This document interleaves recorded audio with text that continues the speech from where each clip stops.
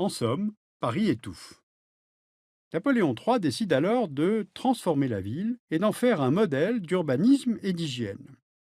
Il s'entoure alors de trois hommes, un préfet, Georges Eugène Haussmann, chargé d'assurer la coordination du projet et de gérer son financement, et puis deux ingénieurs des ponts et chaussées, Eugène Belgrand pour l'assainissement et Jean-Charles Alphand pour les espaces verts.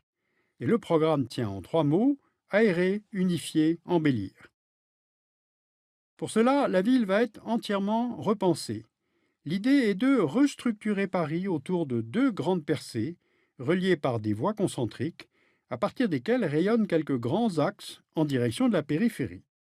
Voilà pour le principe.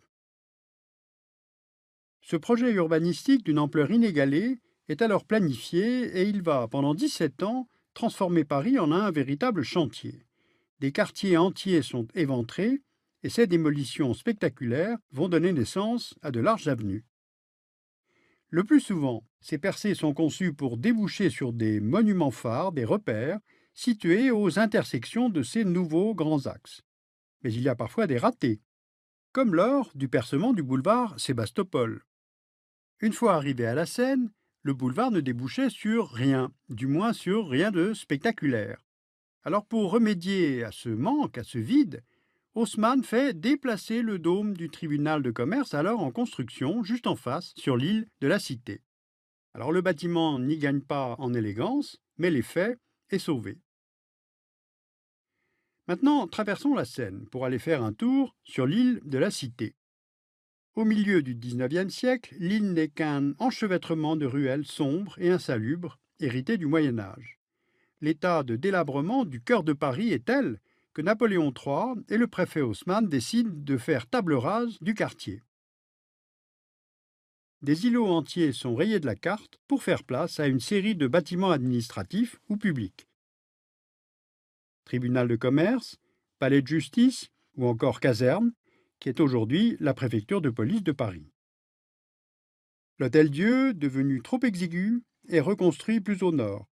Quant à la cathédrale Notre-Dame, un nouvel axe la relie aux deux rives. Les immeubles qui l'entouraient ont été démolis et l'architecte Eugène Viollet-le-Duc travaille à sa restauration. Maintenant, regardez ce plan édité en 1864. Une grande partie des percées d'Haussmann y figure déjà, ainsi que plusieurs nouveaux monuments ou équipements publics. C'est le cas des nouvelles halles centrales, construites par l'architecte Victor Baltard.